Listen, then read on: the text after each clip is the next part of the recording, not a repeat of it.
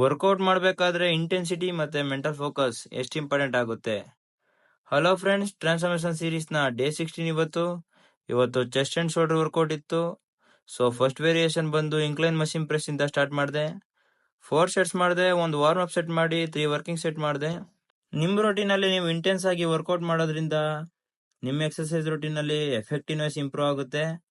ಮತ್ತೆ ನೀವು ಎಷ್ಟು ಎಫರ್ಟ್ ಆಗ್ತಿರೋ ಅಷ್ಟು ವೇಟ್ ಇನ್ಕ್ರೀಸ್ ಕೂಡ ಮಾಡ್ಬೋದು, ಜೊತೆಗೆ ರೆಸಿಸ್ಟೆನ್ಸ್ ಬಿಲ್ಡ್ ಮಾಡ್ಬೋದು ಬಾಡಿಲಿ. ಅದೇ ರೀತಿ ಡ್ಯೂರಿಂಗ್ ವರ್ಕೌಟ್ ಮೆಂಟಲಿ ಫೋಕಸ್ ತುಂಬಾ ಇಂಪಾರ್ಟೆಂಟ್ ಆಗುತ್ತೆ.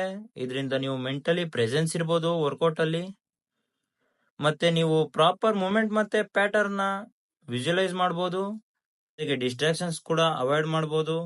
Combining high intensity with strong mental focus ನಿಮ್ ಫಿಟ್ನೆಸ್ ಗೋಲ್ ನ ರೀಚ್ ಮಾಡೋದಕ್ಕೆ ತುಂಬಾ ಹೆಲ್ಪ್ ಆಗುತ್ತೆ. ಇದೇ ರೀತಿ ಫಿಟ್ನೆಸ್ ರಿಲೇಟೆಡ್ ಇನ್ಫಾರ್ಮೇಟಿವ್ ವಿಡಿಯೋಸ್ಗಳಿಗಾಗಿ ವಿಡಿಯೋನ ಸೇವ್ ಮಾಡಿಕೊಂಡು ನನ್ನ ಫಾಲೋ ಮಾಡ್ಕೊಳ್ಳಿ. Thank you.